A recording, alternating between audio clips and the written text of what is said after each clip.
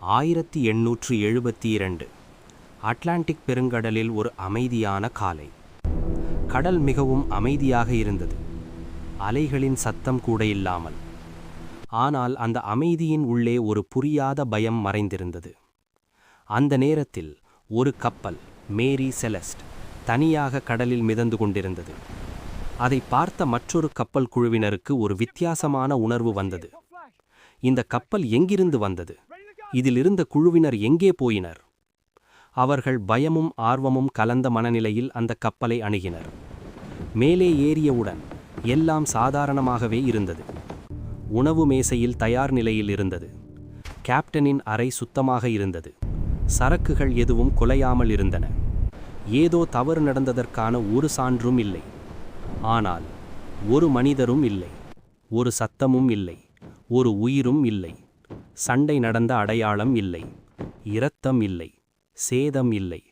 இவை எல்லாவற்றையும் விட அதிர்ச்சியானது, கப்பலின் பதிவு புத்தகத்தின் கடைசி பதிவு சில மணி நேரங்களுக்கு முன்புதான். அதை பார்த்தவுடன் ஒரு கேள்வி மட்டும்: அனைவரும் எப்படி இப்படியே காணாமல் போனார்கள்? லைஃப் போட் இல்லை, அதுவும் ஒரு புதிர். ஏனெனில் கப்பலில் எந்த சேதமும் இல்லை. அப்படி இருக்க அவர்கள் ஏன் அவசரமாக வெளியேறினர்? சிலர் கூறுகிறார்கள், இது கடல் மிருகத்தின் தாக்கமாக இருக்கலாம்.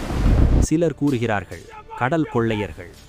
மற்ற சில கருத்துக்கள், வாயு கசிவு, வெடிப்பு பயம், அல்லது இவை அனைத்தையும் விட பயமுறுத்துவது அமானுஷ்யம். ஆனால் இந்த கருத்துக்களில் எதுவும் நிரூபிக்கப்படவில்லை.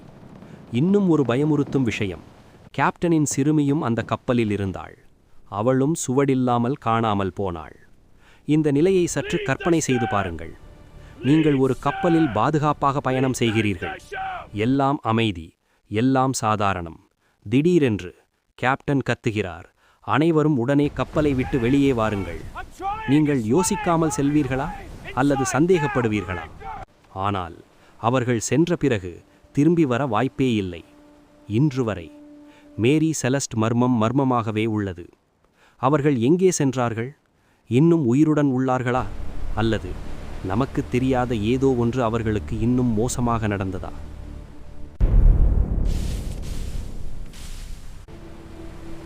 கடல் பல ரகசியங்களை பாதுகாக்கும்.